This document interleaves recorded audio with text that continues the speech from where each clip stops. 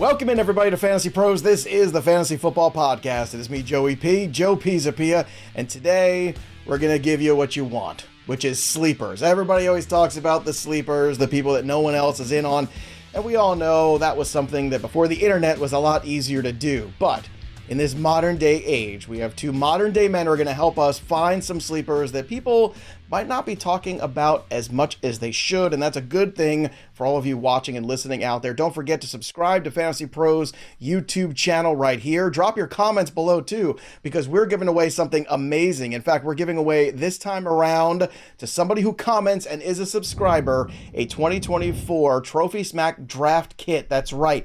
Trophy Smack, one of the places you can go to get all your belts and your rings and all your fun trophies and things of that nature. They're giving away a 2024 Superstar Draft Kit, all the names, the big board for your home league drafts to have fun and draft in person, which I wish we could do more of. Andrew Erickson, I'm going to see you in a couple weeks to do a draft. There's going to be a big draft board there, probably from Trophy Smack. You can't win this, though. It's only for our subscribers here on the channel. So again, drop your comments below with some of your sleepers. But Erickson, I know you're excited. In just a few weeks, Rainforest Cafe, I'm taking you there. Then we're going to Manhattan, and then you're leaving before SummerSlam, which I don't understand. D-Bro is going to watch SummerSlam, hang out with the kids.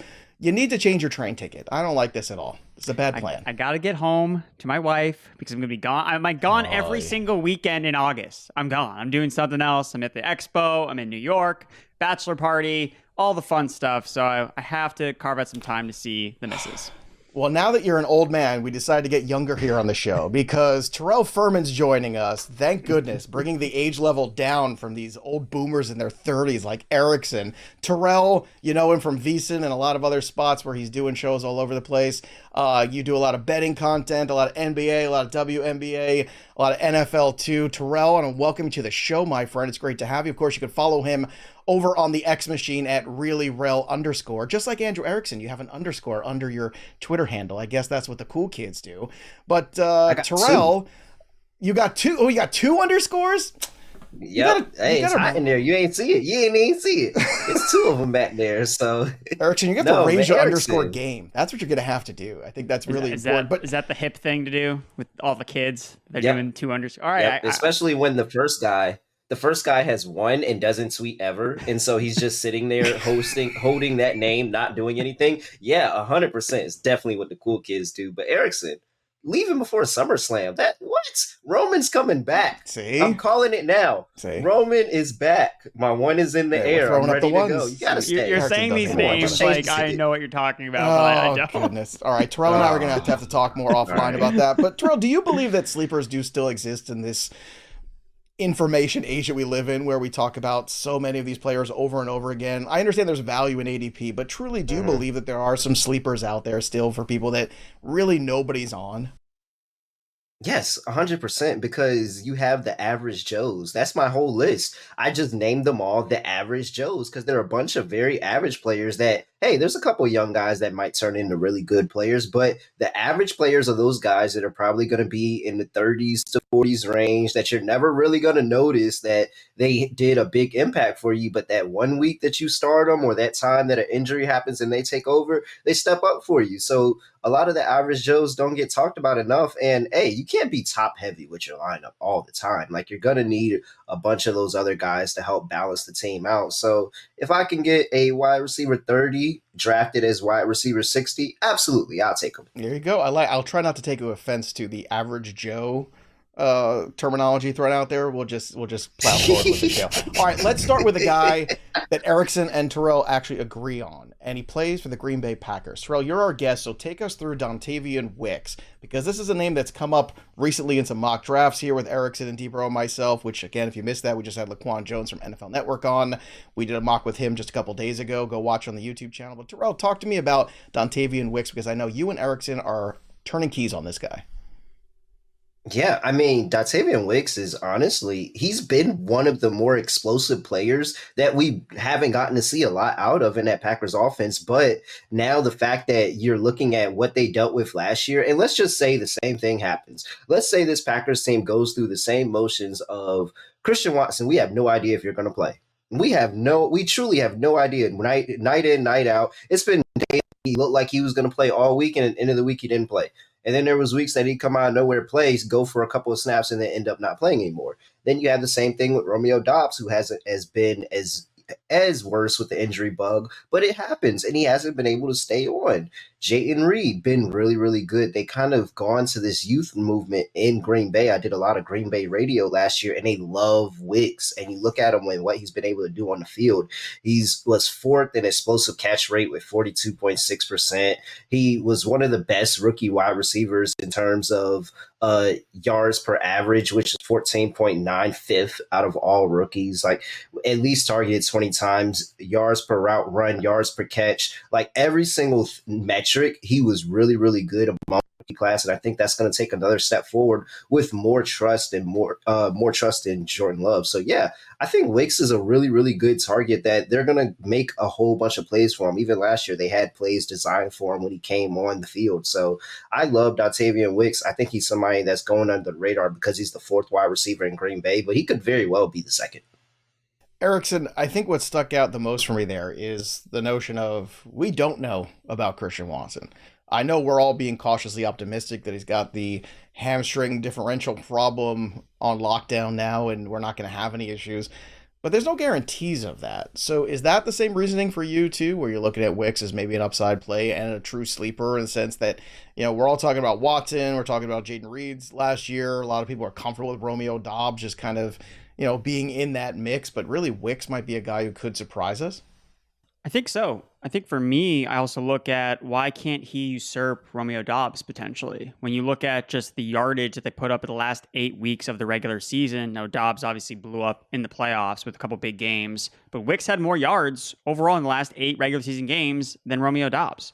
So even if Watson is healthy, well, is Romeo Dobbs really locked and loaded to that third receiver role on the outside? Wicks, again, was super efficient last year. Great in yards per route run. Top 30 among all receivers. Looking at his first down per route run, it's the same as Davante Adams, who the head coach has compared him to. Dontayvion Wicks has been compared to Davante Adams, who obviously very familiar with the Green Bay Packers. So I think for me, yes, week 1 comes along. Are you going to be starting Dontayvion Wicks? Probably not. But we see teams get hit by injuries all the time. Mm-hmm. And the minute that one of these Packers receivers either has a step back in production, the hamstring injuries happen again, Wicks is going to be in that starting lineup. And based on what we saw from him on the field last year, well, I think you feel pretty confident he's going to produce sooner rather than later if he gets those opportunities. So he's going late enough where, yes, you're drafting him, he's on your bench, but it's pretty easy to tell yourself the story. Okay, now I can start this guy because I see the path to opportunity. It's an offense that we want pieces of. So that's kind of why I like Dontayvion Wicks. Let's move on to another player here, and it's a player that actually Andrew was just talking about on a show last week. Terrell, he made your list. He's a running back for the Los Angeles Chargers, and he was formerly with the Baltimore Ravens, and it's ironic because just a few hours ago, I was reading from another beat reporter saying, Gus Edwards, this is his backfield, all of that stuff. So let's talk about J.K. Dobbins. All right, so Greg Roman has finessed again, and he's found his way into another NFL job. And as much as I have a distaste for Greg Roman because of what he put Lamar Jackson through and the Baltimore Ravens through and all of that, I will sit here and say Greg Roman is a one-trick pony that hasn't changed in about the good part of 10 plus years. We can go back all the way to 2011 with San Francisco. Look at the rush play percentage. San Francisco 2011 third. 2012, third, second, seventh. Then he goes to Buffalo. He goes to Buffalo first in rush play percentage, second in rush play percentage. Goes all the way to Baltimore first, 11th, and then third. He doesn't change. He wants to run the ball. Jim Harbaugh wants him to run the ball. They want to start on the ground. And so now you have J.K. Dobbins and Gus Edwards. Oh, wait. Woo, woo. Same thing that you had in Baltimore. But wait, J.K. Dobbins was the number one guy then? I mean, I get it. The only issue that I have with J.K. Dobbins is health. That's the only thing that screwed him out of where he was being drafted in years past and now, is that he couldn't stay healthy and you were taking the risk on health. Now there's no risk because he's going as the RB55. Like, there's no risk in that. This is a pure flyer. And if J.K. Dobbins is healthy, let's talk about what he was able to do in 2020, his rookie year. From week 8 on, when he won the starting job, he was the RB11 that season. And he missed a game. So he missed a game and still finished at RB11 from week 8 on. And during that same span inside the 5-yard line, he was 7 for 16 with 6 touchdowns. The So it's a only no-brainer person for that you, right, Terrell? Because no-brainer. I've got Gus Edwards at the consensus ADP at 41, and then Dobbins at consensus is RB 52. That's 161 overall compared to 125 overall. And basically the only thing you're saying is it's just a health issue in your opinion. Yeah, it's a health issue. I think that if Dobbins is the healthy back, Roman has shown that, hey, this is the guy I want to go with. He plays really, really good inside the 5 touchdowns. That's really what makes Dobbins and Edwards two different things is can Dobbins go out there and score a bunch of touchdowns? And I think he's going to have that opportunity. All right. I know, Erickson, you already gave your 2 cents on Dobbins, so let's make some change with another guy that you have on your list here. This time it's a wide receiver in Buffalo, but it might not be the one people are thinking of. Who is it? Yeah, I'm going with the boring veteran, Curtis Samuel. So, again, Curtis Samuel's never been a player that we looked at, oh, this guy's going to break fantasy football. But when you're looking at, hey, where can I find a cheap wide receiver 1 on an offense attached to Josh Allen? Well, hello, Curtis Samuel, who's being reunited with Joe Brady, where when they were played together in Carolina, that's when Curtis Samuel had his best season of his NFL career because he was operating as a strict slot receiver. So Curtis Samuel has kind of finagled a little bit. He's flirted with outside usage, inside usage, but he's always been best deployed from the slot. And when you look at last year, Khalil Shakir was the Bills' slot receiver, super efficient from the slot. So if Curtis Samuel's taking on that role as a starting slot receiver in the Bills' offense, well, he's going to beat his ADP as wide receiver 55. I think that's an interesting thought experiment to go down the ADPs and just say, if I had to put my life on the line of this guy beating his ADP, that's all they got to do. They beat their ADP. They don't have to smash. They don't have to be top 10. Curtis Samuel, wide receiver 55, when you look at his entire NFL career, he's beat that every single year he's played more than 5 games.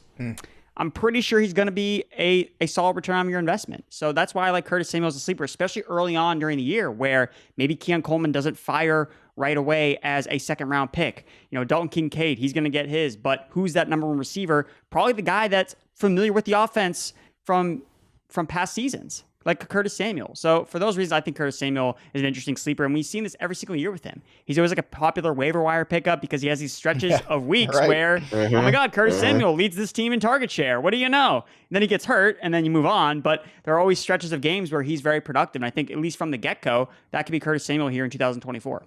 Well, is that the key, Erickson, that you think this year it's different because it's the uncertainty in the rest of that Bills offense as opposed to, maybe he's on the waiver wire every year for a reason? You know, he is that guy that has these spurts and then kind of falls back to the pack. I mean, he's done it many times in his career. So is the difference just that, well, he's got Josh Allen now and just a more open path? Or do you think this is something maybe more sustainable potentially than it's ever been for Samuel because of the fact, well, it's unproven Keon Coleman and it's Khalil Shakir and guys who, you know, really haven't shown you that they can handle the kind of workload you're going to need in the Buffalo offense? Well, I think that the Josh Allen factor matters a lot. I don't know if Curtis Samuel's really played with a quarterback of his type of caliber where that you can really get him to that next level where maybe he can get over that wide receiver 25 it was finish. The end of Cam Newton, I believe, if memory serves, right?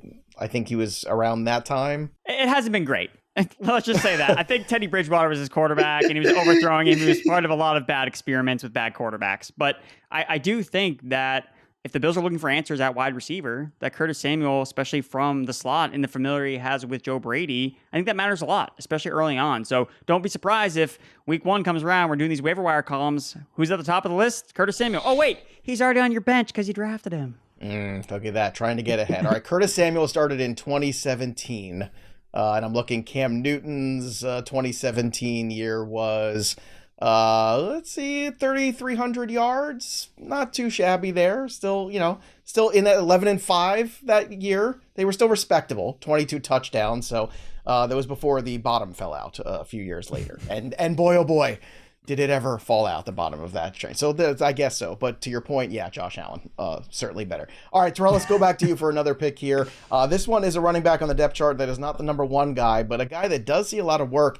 And the guy in front of him is coming off over 400 touches combined between the regular season and preseason. Yeah, and I love Elijah Mitchell because when Elijah Mitchell steps up and Elijah Mitchell gets into the starting lineup, he's been a very, very good running back. And during this range is likely when I like to get all my handcuffs. I like to get any insurance that I can, or anybody that I say, hey, there's a possibility that this guy takes over this backfield from injury, and then they're really, really good. And you look at Elijah Mitchell in games where he had double-digit carries in his career, and he's been a top 30 back in 9 out of 12, averaging 15.8 fantasy points. He's been very, very successful. He knows this system. He's been around. And I'm not necessarily concerned about Jordan Mason or anybody else behind him kind of usurping that role for him because, again, over the past 3 years, he's constantly showed, hey, I can come up for you big here. Hey, I can come up for you big there. The amount of times this man has been a top 15 running back has been 8 over the portion of his career. It's been 8 already, and he hasn't had that much of a workload. So I'm all over Elijah Mitchell. It's clearly just purely a handcuff to Christian McCaffrey, who's had injury issues in the past. I really like this because we just had a big conversation about the 417 touches of Christian McCaffrey. And still a lot of people just don't want to hear it. They don't want to hear it. And yet we have right in front of us the proof year after year after year when someone crosses that threshold or anything close to it. I mean, even just last year, you have the Josh Jacobs experiment there just right in front of you where it tends to take its toll. And I know Christian McCaffrey's special. I get that. But in deeper leagues, Mitchell, I think, is a really intriguing handcuff and a guy that's been used at the goal line quite a bit over his career, too. That's also something to keep in mind. Erickson, let's go back to you for another player here, potentially. Before we do find another sleeper on your list, though, I do want to remind everybody, again, NFL season is right around the corner. So it's time to start investing, not only in your fantasy teams, but just investing in what you know about football. And a great way to do that is the DraftKings Sportsbook. And it's easy to get started. If it's your first time, that's okay. You can try betting on simple things like the money line. We've got, still some soccer stuff hanging around here if you're into that. We've got a lot of preseason wagers too that Erickson and I have been doing content on for the NFL. So whatever your bag is, before you know it, NFL season is going to be here and you want to start to get that bankroll ready and you want to start to really understand what it is to be successful in NFL betting. We're going to help you there with Betting Pros, and the place to do it is over on DraftKings Sportsbook. And if you download the DraftKings Sportsbook app right now, you can use that promo code FantasyPros. And when you use FantasyPros and you're a new customer, you get $150 in bonus bets instantly when you bet just $5 only on DraftKings. The crown is yours. Erickson, crown another sleeper that you want to target late in drafts. For me, it's Cincinnati Bengals running back Chase Brown. I'm on the Chase Brown side of things. I'm not the biggest Zach Moss fan, so therefore I'm on Chase Brown. Second-year running back. In the dynasty research I've done, this dynasty article, my must-have dynasty targets, one of the biggest edges I found was targeting second-year running backs that don't fire in year one. Those guys see major value or major boost to their value into their second year because they're young. And people want young players that are good at the running back position. So I think Chase Brown has at least an opportunity, now that they've moved on from Joe Mixon, to carve out a bigger role in this offense. They brought in Zach Moss, but it's a low contract. So I really think it's a battle between two players that's going to figure out who the RB1 in this backfield is. And for me, I always want to lean on the younger guy that has juice. And that's what Chase Brown showed last year. Even when Joe Mixon was healthy playing, they still found ways to get Chase Brown on the field, despite the fact he was dealing with a hamstring injury to open the year. He was missing a lot of games, but once he was healthy, the Bengals offensive coaching staff saw what he could do, saw his speed, and was like, we need to figure out how to get this guy on the field. And he did. He delivered. He had one of the fastest in NFL next-gen stats, one of the fastest ball carriers on a 54-yard touchdown reception. So for me, that's who I want. I want the guy that's explosive, that's going to potentially be the pass-catching back in this offense, because if I'm betting on who's going to score the touchdowns in this offense, I think it's going to be Jamar Chase and Joe Burrow. Like, that's where I think all the touchdowns are going. So I get the idea. The case for Zach Moss is, well, I think he can be their goal line back. Well, sometimes they just decide, well, let's just give it to Joe Burrow and Jamar Chase. So I'm not necessarily overly concerned about, well, he's not the goal line back. Well, I'm not so sure that's how the Bengals see their offense really operating. I want the guy that has the speed, the explosiveness, and the pass-catching chops, and that's really what it's been all this offseason, the talk with Joe Burrow, with head coach Zach Taylor. They've seen the progression with Chase Brown in the passing game, so I think he can take a big step in year two, and he's cheaper than Zach Moss. So again, when you attack these ambiguous backfields, I think just sometimes taking the cheaper guy is the best value. Terrell, do you see it the same way? I know Zach Moss kind of came out of nowhere last year after doing next to nothing in Buffalo for a few years and really surprised people. Was that just a product, though, of the Colts offense and Shane Steichen being as clever as he is? Or are we just not giving Zach Moss enough credit? You think Brown is the guy, or you think it's Zach Moss at the ADP? I really don't think it's Moss. I think Moss was just in a good situation of, hey, we were already planning this for Jonathan Taylor. Let's just insert you in and see how this goes. And he played it really, really well, and he had a great year and parlayed himself on to Cincinnati. I actually don't mind Chase Brown as well, but I think both of these two are just got kind of be like battle buddies where they're going to eat into both of their own production, and you're kind of going to be waiting on, hey, hopefully there's an injury to Moss or there's an injury to one or the other, and then the value on one skyrockets. But yeah, at the end of the day, I just think it's more of Brown has more chance to usurp this role than Moss. And I don't think that Moss has the chance to really take it as a full-time role over Brown. At the very least, at the worst case scenario for Moss, this is going to be 50-50. And I think that's fine. Like 50-50 for Brown is very, very fine, but he could potentially win even more than that if he takes over the job, because I just don't think Moss is as efficient. Yeah, it's a good point there. Terrell, the next guy on your list here, as we're talking about potential late round sleepers, is somebody that I love to take late in PPR leagues, and it's Jakobi Meyers. I know everyone's excited about Brock Bowers. I am too. Davante Adams, we're in the 10-year club now, and that's when guys, it's funny, nobody wanted to notice that last year with Stephon Diggs. We kind of saw what happened at the tail end of Stephon Diggs. I'm not wishing that voodoo on Davante Adams, but I think a late hedge there potentially with Jakobi Meyers, just from a PPR standpoint, that's a guy that can get you 12 points, and you seem to agree as well. I mean, there's no Josh Jacobs this year. You insert Brock Bowers, and he's now being drafted as the wide receiver 57, and he finished as wide receiver 24.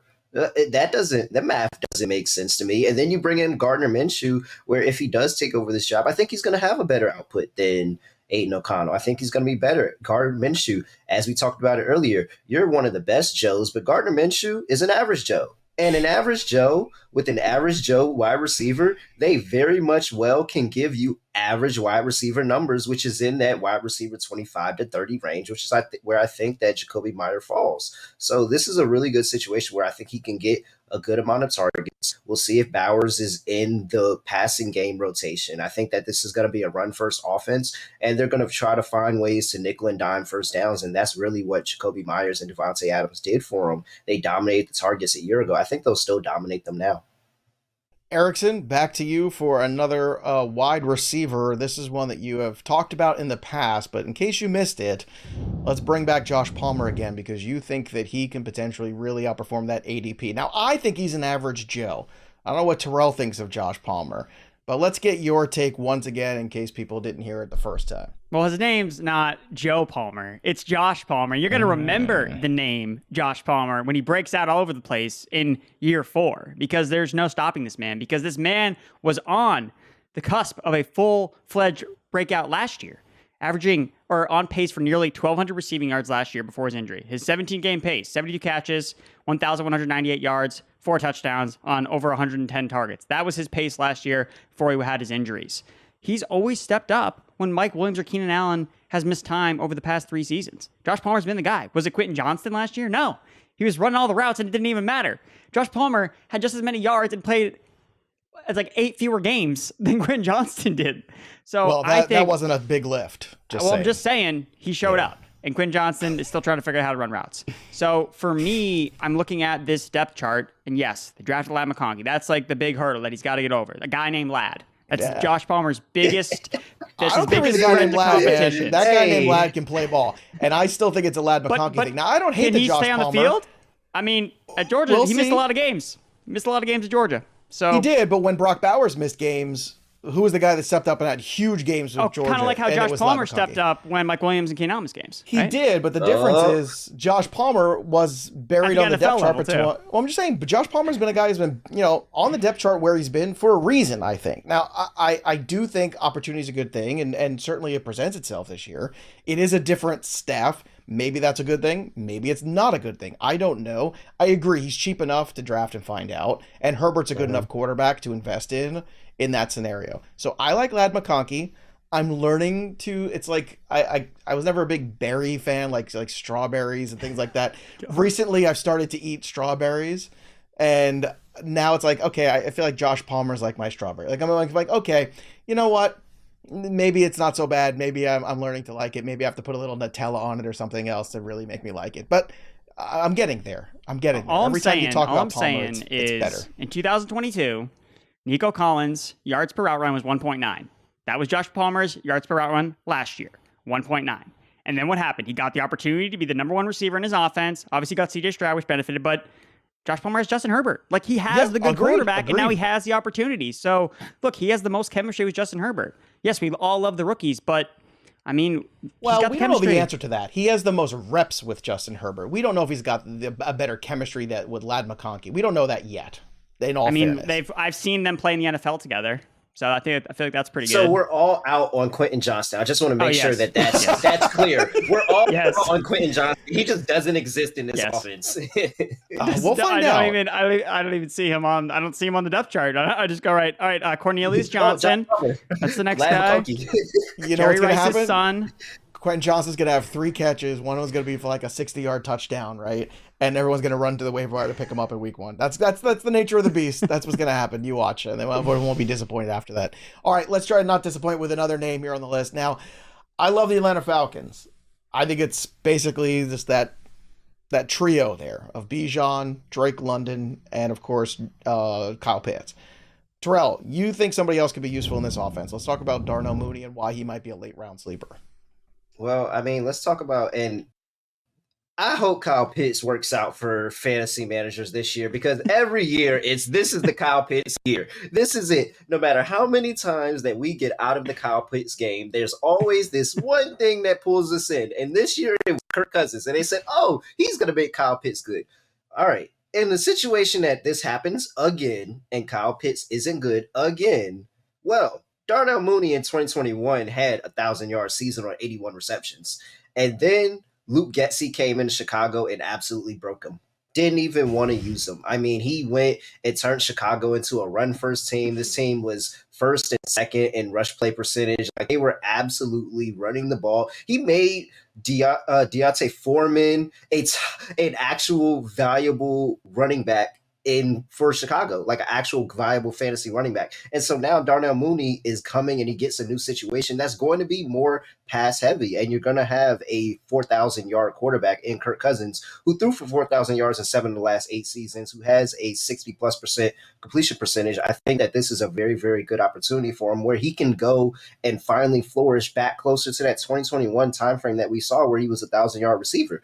And it's enough yards to go around with Kirk Cousins. So maybe his production diminishes a little bit if Kyle Pitts is actually Kyle Pitts. But if he's not, Kirk Cousins doesn't just funnel the targets to Drake London and Kyle Pitts, well, the next best person is Darnell Mooney. And right now he's wide receiver 68. I think that this is a good opportunity. Certainly a good value to throw the dart on. I agree 100% on that one. And the biggest thing is Kirk Cousins. That's not a little thing, man. That's a big difference between Kyle Pitts. Erickson will tell you, I was the freaking Undertaker here last year about Kyle Pitts. Every time him and Derek Brown would talk about Kyle Pitts, all I kept saying was, have you noticed who's playing quarterback? What are you guys doing? I've done a 180. I am now leading the charge, and it's hard. Nobody wants to come with me, Terrell. Everybody is annoyed at me because I'm saying, look, this is the year for Kyle Pitts. Like, yeah, we've heard that before. I'm like, I understand that, but he's never had Kirk Cousins before. It's a big difference, man. Yeah, and I mean, now I think that it could very well be. And I actually do think Kyle Pitts is going to have a good year. But if we're wrong, and if this is the same story and they finally give up on him, I mean, we have a Darnell Mooney who's learned to play more positions around the field. He can be the deep ball threat for him, and he can do that, or he can kind of play closer to the line. And so I think that this is now Darnell Mooney's position where he can say, hey, let me resurge my career. They just sat there and didn't throw me the ball and then brought in DJ Moore and really didn't throw me the ball. Now I got an opportunity to catch the ball and play here in this offense with Kirk Cousins, who's going to chuck it. He's a chucker. And, hey, there's a lot of non-primetime games for the Atlanta Falcons. That's all I have to say. There are a lot of non-primetime games. Darnell Mooney, come on. Do I need you to be wide receiver 10? No. Just fall into wide receiver 30, be a good guy for me in best ball, and we're having a good day. Smells like someone you're gonna put your life on the line for Darnell Mooney to beat his ADP. That's what it sounds like to me. Oh yeah, he is not finishing lower than wide receiver 68. There's no way. We're going to get Terrell next year on the show. He's going to be like, Darnell Mooney, wide receiver 65. I told you guys he was going to deliver. It was great. Hey, technically he's a win. It's still a win, man. Technically it's still a win. Yeah. It's 3 spots higher. All right.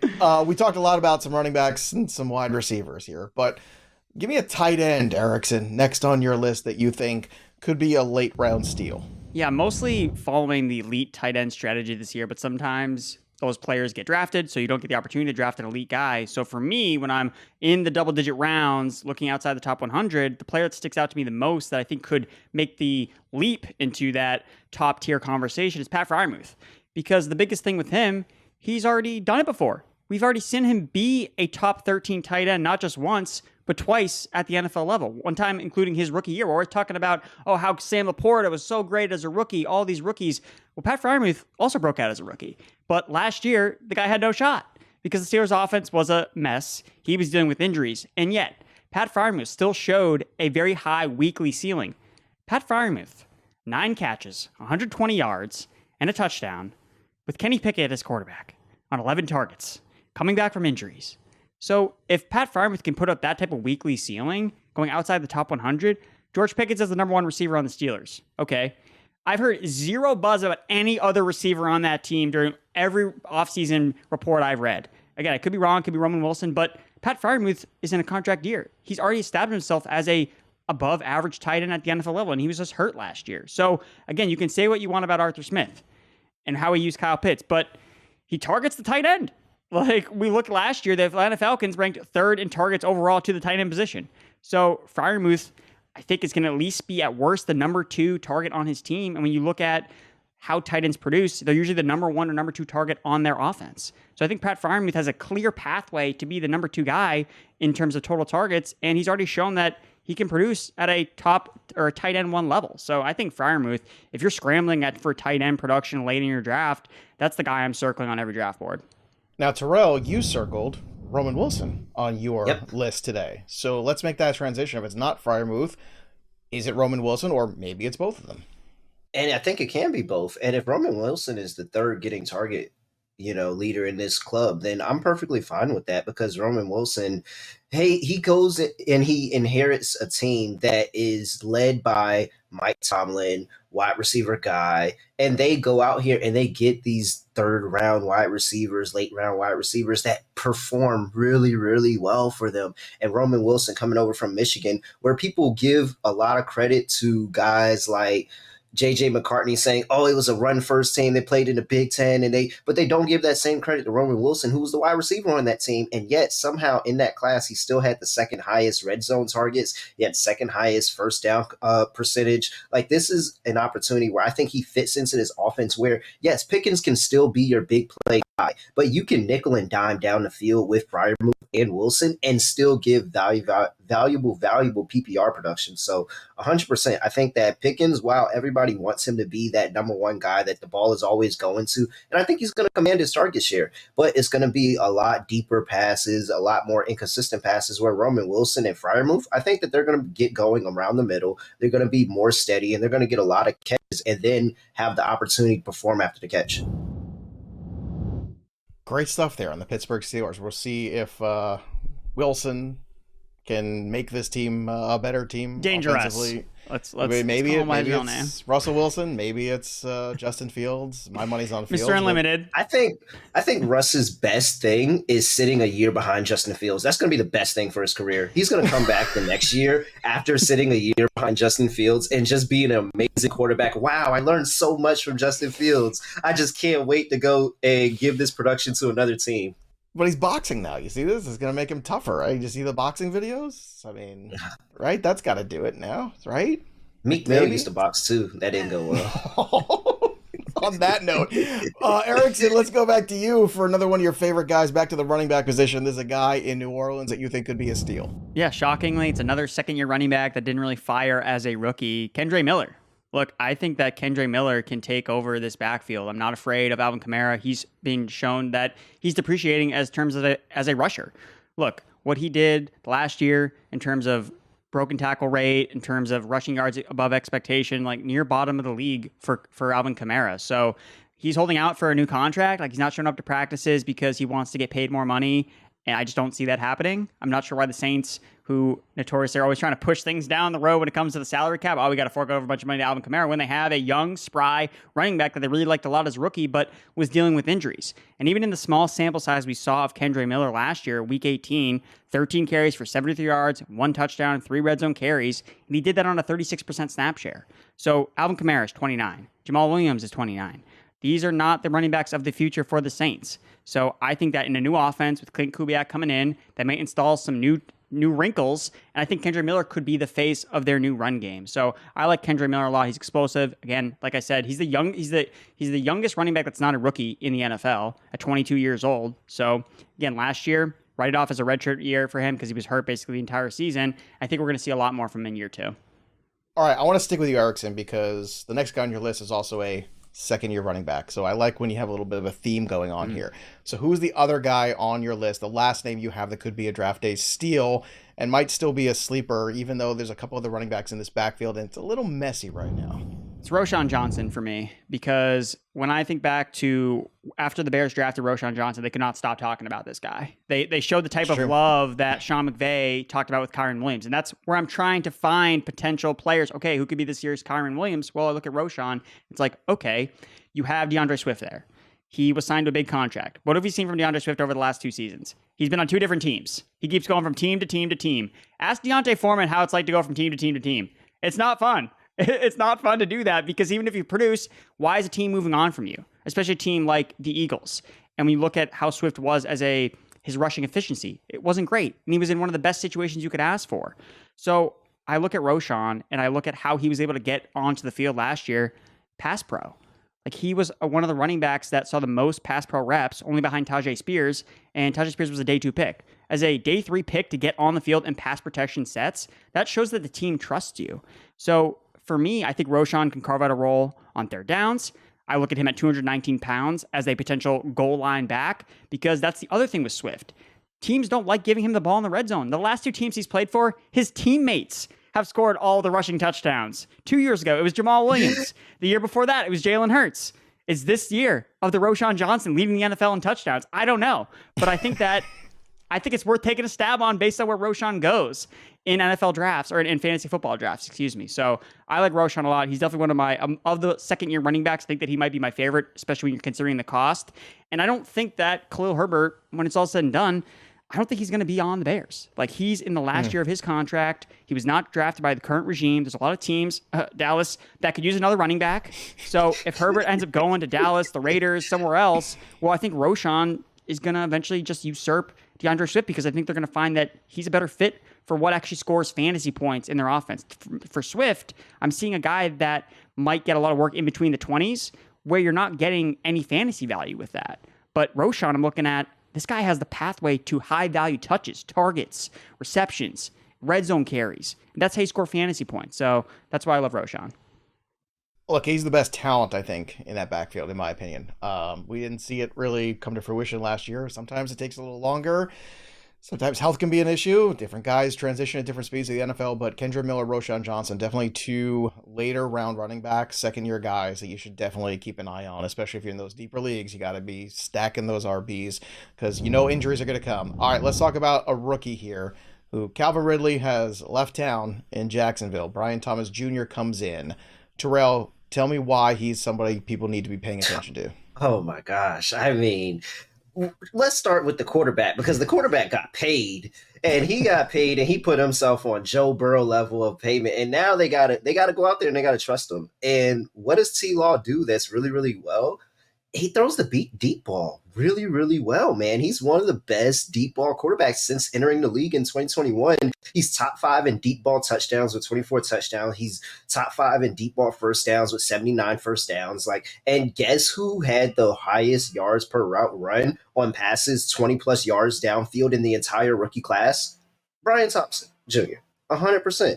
So I'm going to go out here and I'm just going to say it. I don't think Gabe Davis is that good. I don't. I didn't think that it was that good of a move. I think he just needed a new location, and he's probably just going to sit there and be a filler body. And honestly, it's going to work out for Brian Thompson in the Brian Thomas in the first early part of the season because they're all going to gravitate that coverage to Gabe Davis because they're afraid of him beating them over the top. Well, Thomas has the ability. A lot of those are go routes. I understand he has to work on the route running, but I think what works for him works for T. Law. And I think the chemistry is going to grow there over the offseason, and they're going to be really, really good as the year goes on, where you're going to sit here and if you have them in best ball, you're going to love them. You're going to love him in best ball. Sure. In redraft, you may have ups and downs, and you may have a bad week here, and then he explodes for a week or two there. But in best ball, you'll love him. I think that in redraft, he still has a lot of upside. And honestly, he's not going to be the number one wide receiver this year, but I truly believe in the next 2-3 seasons that he kind of forces himself into this number one wide receiver role. And it's just because the chemistry that I think he's going to have with Trevor Lawrence, being that he loves to go down deep for the football, and Trevor Lawrence loves to throw the football that deep. Hey, he's 63.7% completion percentage for Trevor Lawrence on deep ball throws. That's going to be really, really good for Brian Thomas Jr., so I love him. Definitely a best ball guy for sure. Certainly somebody too that as the season goes on, he could continue to really be productive. So patience is something I think we have to practice again with the rookies every year. Erickson says no. Let's just jump in. You got no patience. Terrell, what do you think about this? About the Brian Thomas? I have a Brian Thomas ticket, 18-1 to lead all rookie wide receivers in receiving yards. What do you think about that? What? That's 18-1. Wait, 18-1. now come on. So let's break it down and let's talk about it really quick. Because Marvin Harrison Jr., okay, I get it. He's over there in Arizona. You have Malik Neighbors. I'm a New York Giants fan. I'm not worried about Malik Neighbors. We can throw that out there. Rome in Chicago, rookie quarterback. We'll see. Like, there's a path, and the path is he just catches a bunch of deep balls from Trevor Lawrence all year long, and it's consistent, and then he just racks up the yards. Like it's so open that if it's not one of the top guys, and you said you got 18-1 on it, I mean, I think it's worth 18-1 flyer for sure. It's fun. It's a fun story. But this is like when your friends are at the bar too long and then they start saying crazy stuff at the end of the night. This is what's happened right now. I'm cutting you guys off on this show because Marvin Harrison Jr. is going to be the guy there. There's just too much opportunity. He's too good. It's all there. He's got a quarterback who can do it. Hey, guys get hurt sometimes. Guys miss games. Hey, guys if you're telling me we're one injury away from hitting a 18-1 ticket, I love it. Yeah. I love you guys, but that ain't happening. But seriously, great stuff today. Some great names, but I want to hear from all of you. Drop your comments below because remember, you can win some free stuff, including that Trophy Smack draft kit that we're giving away for free here. All you have to do is subscribe to the channel. Comment below. Who is your favorite sleeper? Is it one of the guys that the fellas just mentioned? Is it a Curtis Samuel? Is it a Wicks? Is it a Brian Thomas Jr.? Who might that be? Drop your comments below or throw your own in there. That's what we like to hear. We want to keep this conversation going. And if you've got some good names, you could be helping some other folks there as they read the comments. So go do that. Win yourself some free stuff. And again, ring that bell for notifications so you know every time a piece of content drops here on the channel. That'll do it for us, but the story of the game goes on. For Erickson and Terrell, I'm Joey P. We'll see you next time, kids.